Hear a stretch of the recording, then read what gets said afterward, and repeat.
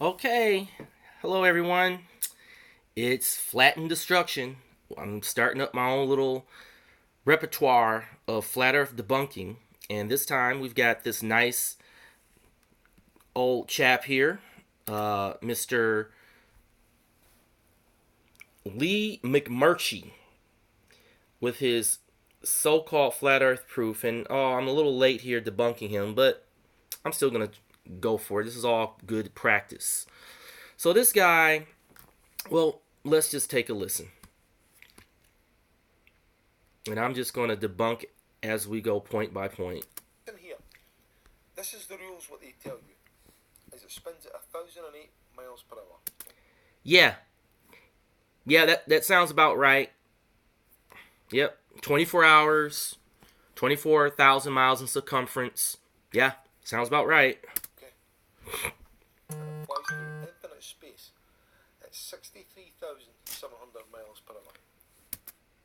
Yep, sounds about right. If you'd stop picking your nose and pay attention in class, you'd probably understand why that makes sense.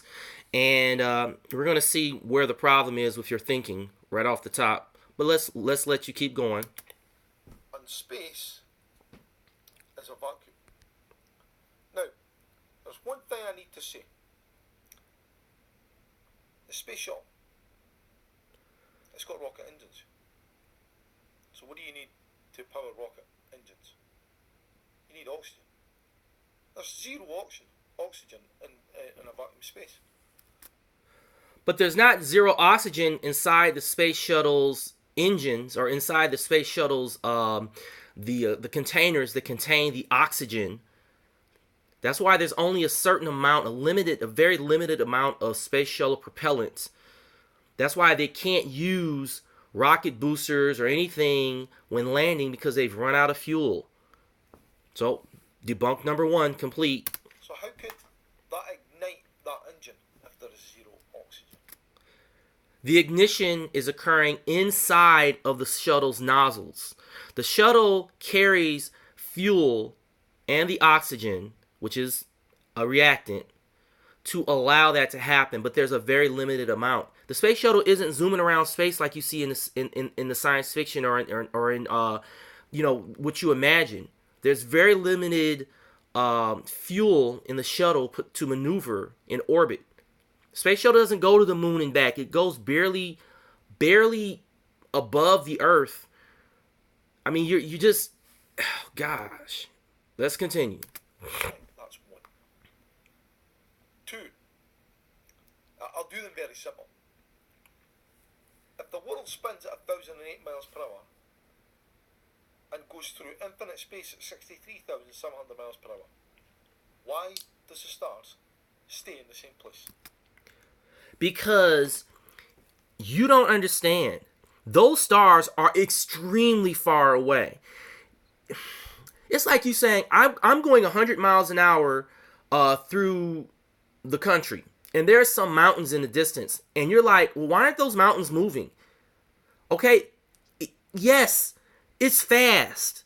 1,000 miles an hour turning and 63,000 miles an hour rotating and revolving and all that other stuff. Yes, that's fast. But compared to the vast distances of the stars, you need to understand what a magnitude is. The magnitude of distance.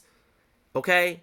You can't seem to comprehend that. You just see, you're like a lot of flat earthers. You see fast. Oh, this is fast. So everything needs to quickly respond to what you conceive as fast. You don't understand scale and you don't understand magnitude, and it's annoying. And I'm not just speaking of you. I'm speaking of all flat earthers. This is your shtick. It's like, oh, gee, it's fast. You guys also don't understand how speed and acceleration are not the same thing. Come on. Did they tell me the stars are in our atmosphere, and yet that atmosphere is the same atmosphere that spins through space? No, they don't. They don't say that the stars are in that atmosphere. The stars have their own atmospheric domain, completely separate from the other stars. There's no relationship. There's no interplay between the atmospheres of stars, and certainly not between us and any other star in the universe. That's two. That's just bullshit, right? Yeah. Yeah, it is bullshit when you say stuff that's not true and then want to bang on it. That's called straw man arguing, and straw man arguing is bullshit. Stop picking your nose. Three, when that space shuttle is in space orbiting Earth, Earth is travelling at 63,700 miles an hour through space. That space shuttle can't fly at 63,700 miles per hour to keep up with Earth. Stay in orbit. Or tell me, yeah, right enough, it's a ball encased in a ball and it keeps it in place. No, dummy. No. No. This is another thing you guys don't understand. Drag doesn't work in space. There's no atmospheric drag around the Earth. There's no atmosphere. The entire solar system doesn't have an atmosphere.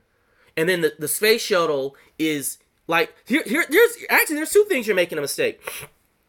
The same force that caused the Earth to orbit the sun is also causing the space shuttle to orbit the sun. In addition, the space shuttle separates from the most of the atmosphere on the Earth. I'm using a down-to-earth way of talking to get you guys to understand. I could explain it more scientifically. The space shuttle has now left low Earth orbit. I'm sorry, the low atmosphere area of the Earth. Okay, and you're thinking, well, gee, the space shuttle is no longer actually attached to the Earth. It's not really that close to the Earth. So the Earth should just float away from it because the Earth is traveling 65,000 miles. Well, when the space shuttle was on the Earth, it was traveling 65,000 miles with the Earth, on the Earth.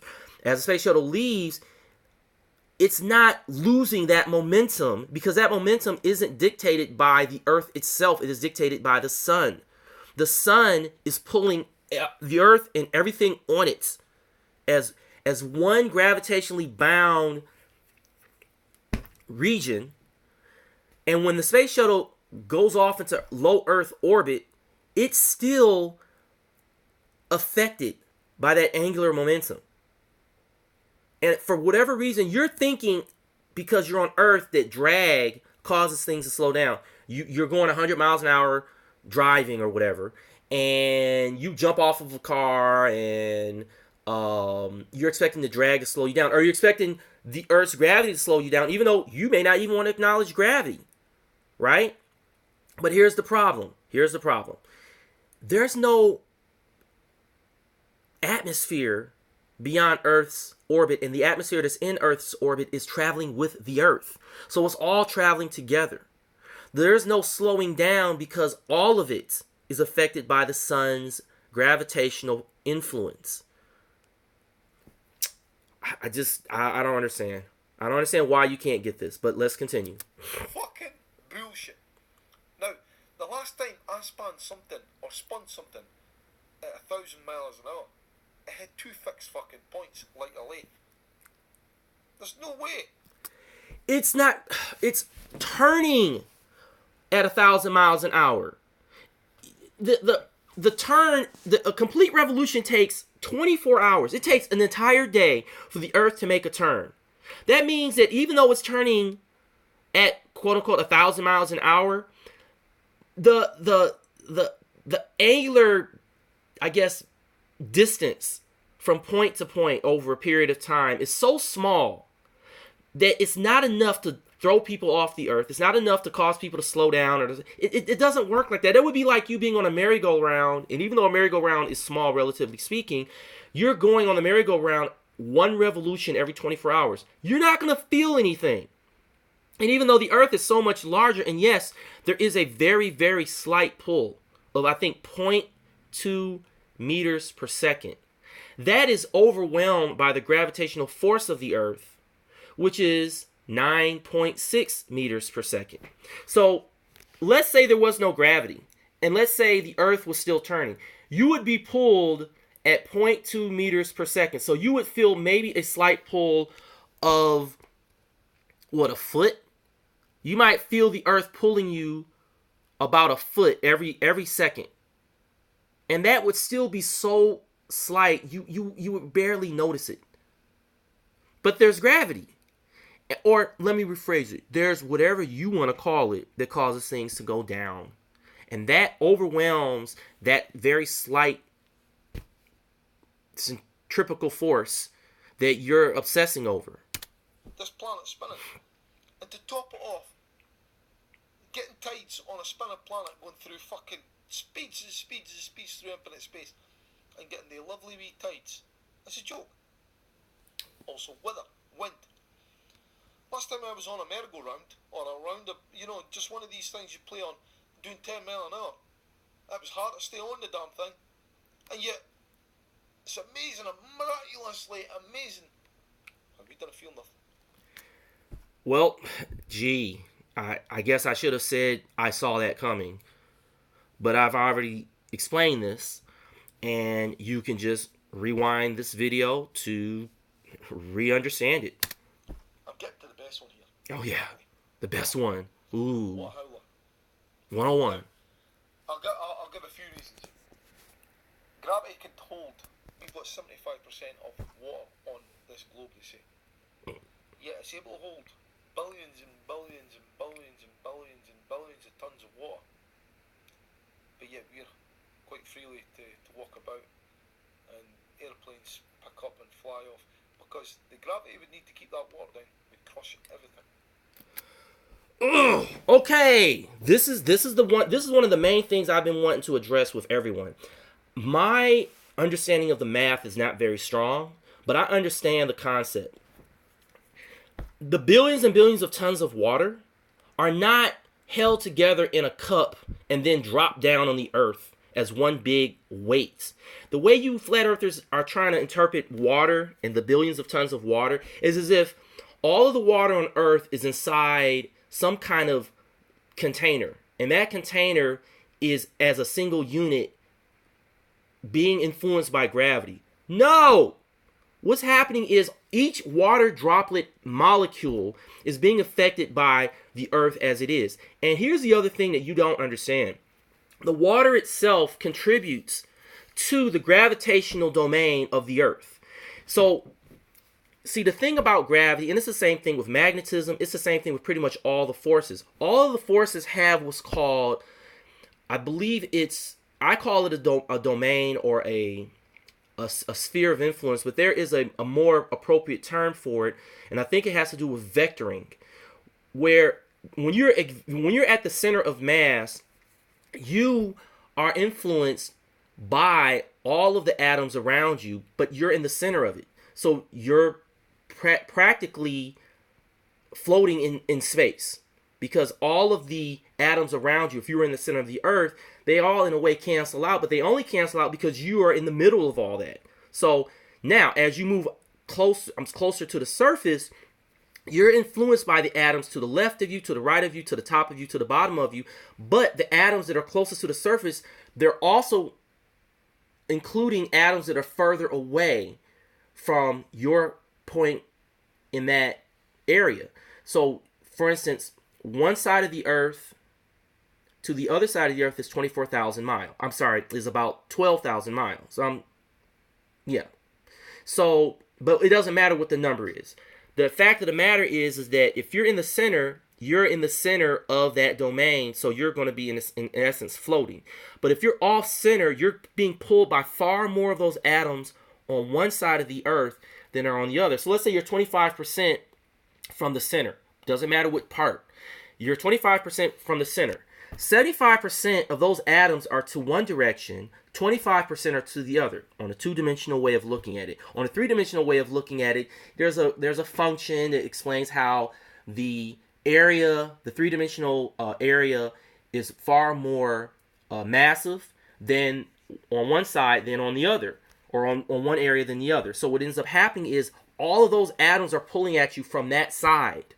Each atom that has mass has a teeny tiny, very, very small gravitational pull. But there are quadrillions of quadrillions of quadrillions of quadrillions of atoms on Earth. So it all adds up.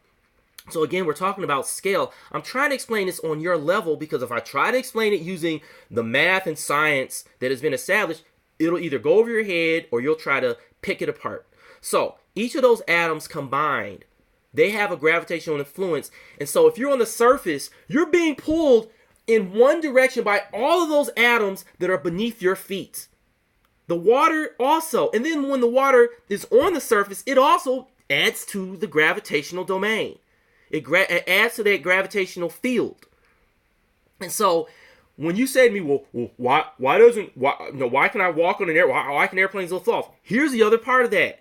The airplane also has its own influence. But the influence is microscopic compared to the Earth. It's irrelevant. There's no gravitational influence of an airplane. Okay? But gravity is weak. It's strong enough to pull you down at 9.8 meters per second. But if you're on an airplane, you're talking about what? A couple hundred tons, or let's say 1,000 tons, I don't know. Let's say 1,000 tons of an airplane. Well, even though the Earth pulls it down, it still pulls that down at 9.8 meters per second. The gravitational domain of the Earth as a spherical unit is the accumulation of all the atoms within the Earth, including the water, including whatever it is that is in any particular direction. And that direction is not linear. So please don't talk about a line going to the center of the Earth being the only influence. What is happening is all of that influence is pulling on objects, whether they be airplanes, cars, you, or whatever. So what ends up happening is you're being influenced in that direction, but it's still at only 9.8 meters per second. Okay, this is where special relativity, general relativity, and understanding how the science works on a more comprehensive level matters, because I can't explain it to you. Why is it that no matter how much tonnage you have, how heavy you are, you're still going to fall at the same speed, 9.8 meters per second. But that means that the amount of fuel or the amount of energy that you need is proportional to your weight, not to the size of the Earth. You can use the muscles on your legs to lift up your 200-pound body. You're only lifting up to 200 pounds. You're not lifting tons and tons of water when you're lifting yourself off the ground. An airplane is only having to lift the tons that are on the airplane. It's not lifting, quadrillions of tons of water. I'm trying to explain this to you in a way that makes sense on your level. And I don't even know if this is successful because I have to dumb it down. I don't have the math too clear, but I do understand the concepts, and it's annoying that you sit up here, all of you flat earthers, with this crap. Enough. But let's finish up your video and give you a closing here. Crush everything. On top of that, what does helium prove? Helium doesn't come back down. Helium goes up. No! Helium does. Oh my gosh. Okay. Man. Helium is lighter than the oxygen and the argon and the carbon dioxide and the nitrogen. So gas, unlike liquids for the most part, and certainly unlike solids, they by and large mix and flow and they get suspended within each other. Okay? But things like helium will more than likely rise, especially when you have it concentrated in a balloon. The thing about this that you don't get is that atoms move around very quickly. They bounce around. So that force of millions of atoms in a helium balloon, millions and millions of atoms in a helium balloon, they're bouncing around and their combined kinetic force expands the balloon. But they are still less massive than the oxygen and the other atoms. So their net concentration of volume is still less than the concentrations of volume of atoms outside of the balloon. So they're bouncing around, but the atoms outside of the balloon are bouncing against the balloon itself, and they, as a net total, will bounce. And I guess, how do I put this in your level? Their impact on the outside of the balloon is more likely to be on the lower part of the balloon, while the helium above in the balloon is more than likely to hit on the upper part of the balloon.